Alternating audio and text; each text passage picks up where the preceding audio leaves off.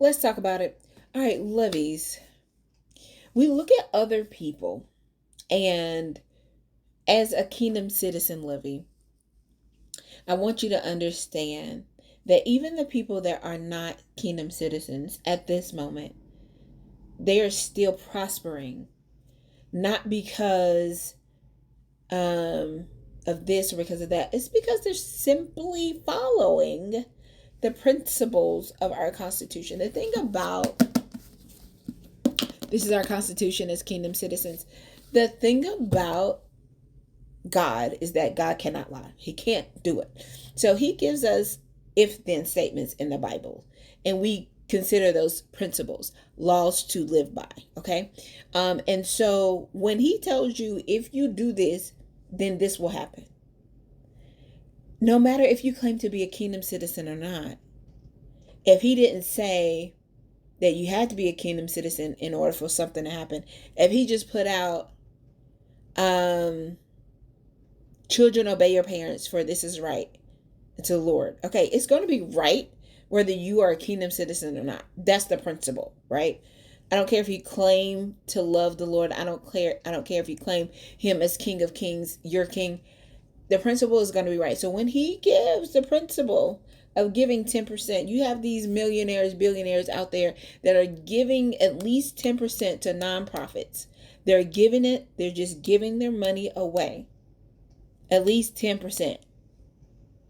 And you refuse to do that as a kingdom citizen. And then you get mad because they prospering and you not. I should have held your hand before I said that. My bad. Let me fix my face too. And I get like that because one, people always want to be like, I heard this one girl, she was talking about her sorority, and I went down a rabbit hole of people denouncing sororities. That's not what we're talking about.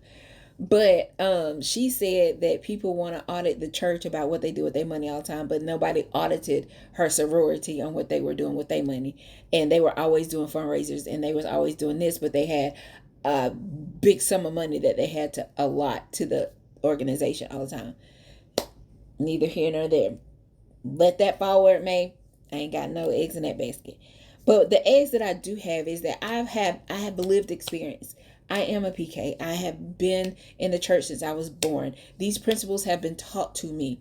I was like, I started working on it. I paid tithes on my what do you call it when you get money as a child? Because I didn't get that. What do you call allowance?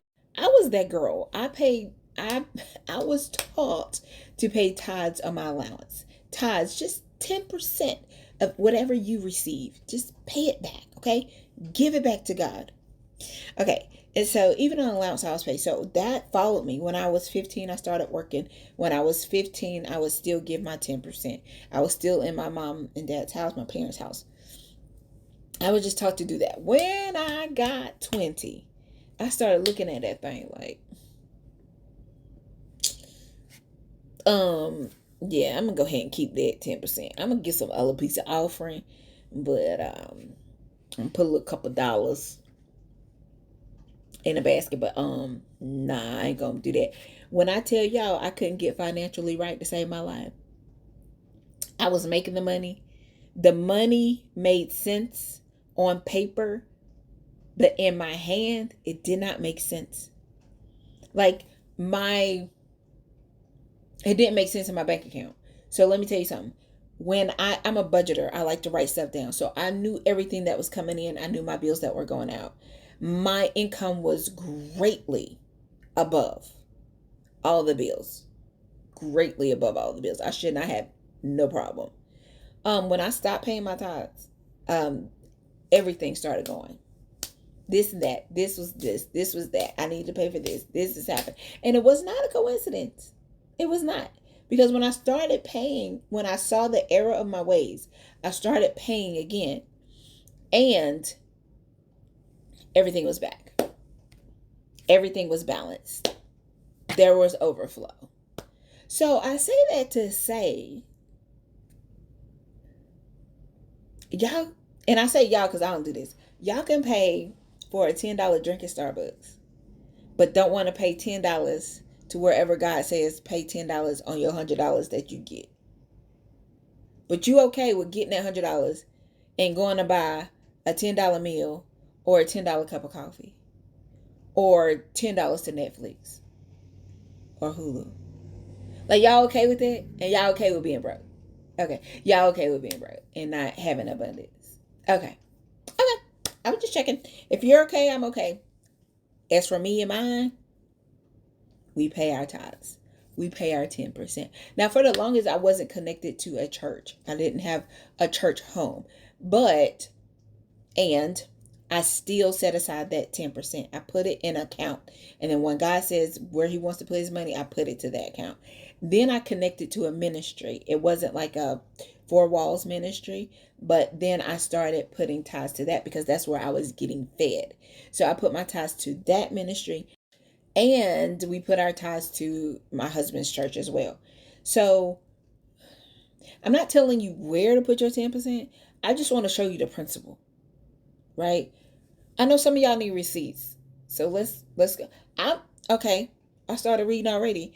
Abraham, I think it was even before he was Abraham. It was Abram. It was Abram because he came out of Egypt and Sarah was pretty and he was like telling me my sister, because technically they were like steps or something. I don't know. Anyway, and so they did all whoop whoop. He said, she my sister, the Pharaoh got a plague. This is in Genesis. Pharaoh got a plague. He was like, what you trying to do to me? This your wife. Okay. And I'm trying to take her as my wife, but she your wife. And because she was so pretty, whenever she got taken into the Pharaoh's camp, Pharaoh started giving Abram things, cattle, gold, things, all the things that made up riches back in the day. So when he left Pharaoh's house, he had riches. And it says he gave back to God. I want to say, oh, please, let me go check the Constitution. Okay, so the context, because I found the receipt. So when he came out of Egypt, he had all these things, and then him and Lot had all these things together, and it was a lot of things. So Lot had to separate. Anyway, where Lot was his cousin. So when Lot separated, he got in with all these other countries, and then they got raided and war happened. They took Lot. So Abram at this point took all his people, went and fought the people, got the stuff back for the people, but all he was checking for was Lot, right? He just wanted his cousin back. So Genesis 14:17. I'm reading from the Tree of Life Bible. Now after he returned from defeating long word name, Shalimar and the kings who were with him, the king of Sodom, went out to meet him in the valley of Shaviv. Then Melchizedek, king of Salem, brought out bread and wine. He was a priest of El Elyon, which means the king of righteousness, is another word for God. He blessed him and said, blessed be Abram by Elyon, creator of heaven and earth, and blessed be Elyon, who gave over your enemies into your land. Then Abram gave him a tenth of everything. Now, this before Malachi, right? Because y'all want to go to Malachi so bad. But then y'all always say, it ain't in the New Testament. It ain't in the New Testament. Hold, please. All right, so now I'm in the New Living Translation, Luke 6:38. Give and you will receive. Your gift will return to you in full, pressed down, shaken together to make room for more, running over and poured into your lap. The amount you give will determine the amount you get back. Okay? Y'all see that? That's New Testament. Let me tell y'all why y'all have such a problem. I'm going to tell y'all. Y'all have such a problem because you think that the 10th is supposed to be given to a specific man, right? And you feel like because in the Old Testament the 10th was taken in for so many reasons. But and when we look at church aspect, it was put into the priest, right? And the priests did not have jobs. Their only job was to make sure that the people were, it was to lead the worship, make sure that everything in the sanctuary was sanctified. And it was a lot that they had to do. So they really couldn't work all of the lamps, all of the laws that they had to follow, all of the processes that they had to follow in regards to the sanctuary. And so it was a lot they had to do. And they kept close to the sanctuary.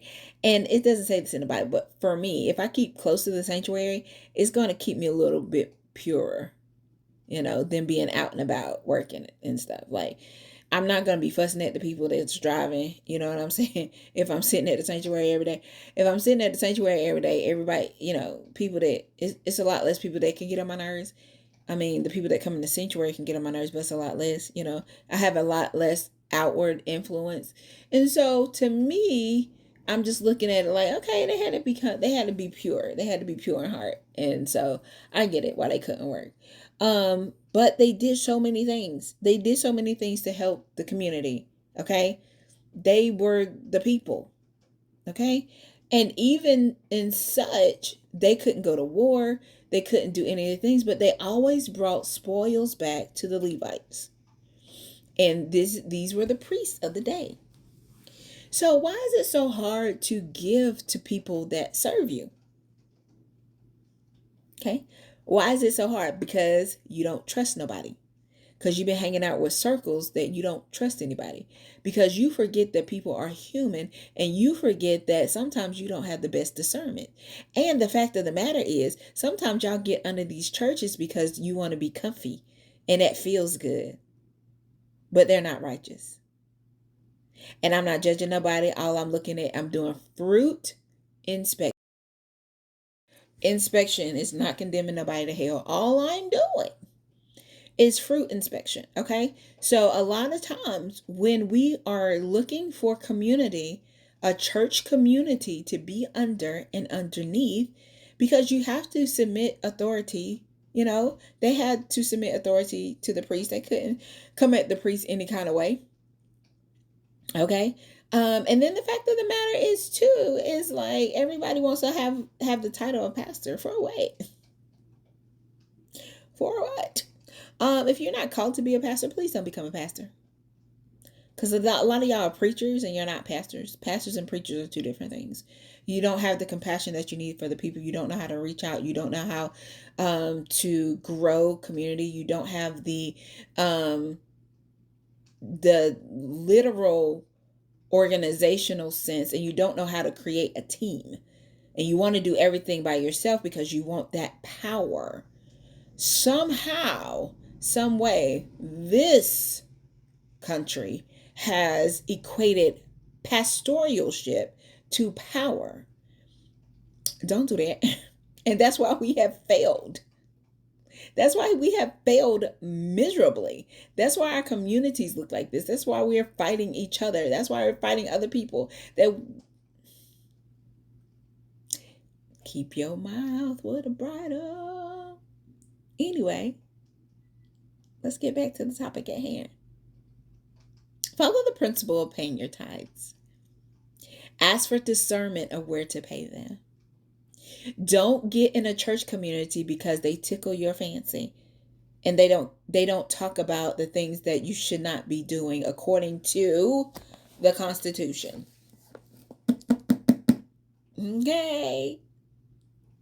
Okay. They want to say, oh, as long as you come to church, honey, you all right. Love is love. Okay. Y'all didn't even get to the part of Sodom and Gomorrah. We love on the people, even if we don't agree. We love on the people, even if I can't get what you're doing. Because the thing of it is, don't be mad at me. I'm just trying to be a kingdom citizen. I'm following the rules of the kingdom that I live in, that I'm a citizen of. I'm following the rules of my citizenship. I love you as somebody that God has created perfectly in his image. But I don't condone, nor do I agree with every decision. I can't condone or accept every decision that everybody makes. Same here. Same here. Right? Yesterday, I know my calorie intake was ridiculous. And what is that called, ladies and gentlemen? Gluttony. Too much of anything. And my too much yesterday was food. Calorie intake was through the roof. Not taking care of my temple like I'm supposed to. So we all have shortcomings. And even though you can look at me and be like, Marie, you might need to cut that calorie count a little low. Deficit. Okay? And I'll be like, girl, you right. And right. Okay. I'm not going to take that personally. Because the thing is like, you can't take this. God doesn't hate you because he doesn't like what you do. He knew the decision that you was going to make, and he still loves you. He still loves you. Even though you out here telling people that he made a mistake and he can't. Even though you out here telling people by your actions and your decisions that he's a liar and he can't lie. Even though you're out here telling people that God doesn't know what he's doing, and I know better than God by your actions. You may not use those words, but your actions and your decisions are saying those things, and he still loves you. So how can I do fruit inspection without love? And I'm not going to analyze an apple unless you talk to me and ask me. I'm not going to analyze that orange on that banana tree because it ain't going to happen. It's not going to happen. You say, Marie, I got this beautiful banana and everything beside it was a lemon. I don't understand. Then we can have the conversation. Okay? I got a lemon banana because I got this banana from a lemon tree because somebody gave it to me and told me it was a lemon banana. No. And it came from the tree. No, it didn't come from that tree. Discern the fruit. Discern the fruit. And I'm so passionate today. And I don't know what this comment section is about to be, but it is what it is. And y'all, this is above me. This is above my pay grade at this moment. If you want to take it up, anything that I'm saying in this video, please go and read it for yourself. Go read it for yourself. This is the tree of life. And I'm not, read it. They got so many versions. They got so many things that you can read. They got so many, read it. Y'all need to borrow one of mine. And they got apps. Read it. Read it. Read it from the cover. From the rooter to the tutor. Okay, read it for yourself. You mad? You big mad right now? Go read it for yourself. If you big mad, that means somebody used to say, you throw a stone in a pack of dogs, and the one that hollers the loudest is the one that got hit. I'm just saying. Read it for yourself. It's a whole app out here. It's several. This is YouVersion. This is my favorite one. It's a Bible app. It's a whole app out here. It gives you the Bible. You can even highlight it. Put some highlightations on it so you can come back to it. Right? It'll read. You know what? It's they didn't got it so it'll read to you. Like, ain't no, hold on, I'm gonna show you. Hold on, I'm gonna show you. Sisters, I plead with you to give your bodies to God because of all he has done for you. Let them be a living and holy sacrifice, the kind he will... All I'm saying is, I've read it front to back. I've studied it. I'm seeking the kingdom of God. I am imperfect. I don't do everything right. I'm striving to be righteous. And I see so many of my brothers and sisters, my people here, my lovies, that we're going through a lot. And I'm not going to say I'm rich and wealthy in money, but we getting there. We getting there. But I'm rich and wealthy in friends. I'm rich and wealthy in peace. I'm rich and wealthy in the things in the circle of people that love me. I'm rich and wealthy in knowledge because I seek after it. I'm rich and wealthy in the things that God has planted in me that I'm nurturing. I'm rich and wealthy in so many ways, and the money will follow. I'm seeking first the kingdom of heaven and all of these things. Seek first, seek first, seek first the kingdom of God and his righteousness. That's the part. That's the part we seeking the kingdom. Some of us don't even know what it is. I got a series on YouTube. We're seeking the kingdom, but are you seeking the righteousness? The things that are right with God. Not the things that feel good, not the things that make you happy, not the things that this culture here is telling you that's okay. The culture of the kingdom of God. Are you seeking that? Are you seeking first the kingdom and God's righteousness? Or are you seeking happiness? Or are you seeking peace? I want peace. Peace, there's no peace outside of God. There isn't. I'm seeking love. There's no pure love outside of God. I'm seeking success. If you don't know God, you don't even know what your success looks like. You're just seeking what everybody else got.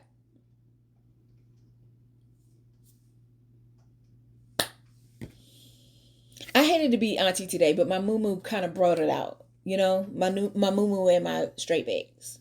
I'm your auntie. Your auntie that does not play, because I want you to be the best you that God created you to be. I want you to be able to flourish. We need you the way God created you, because if we don't get that, then your life is in vain.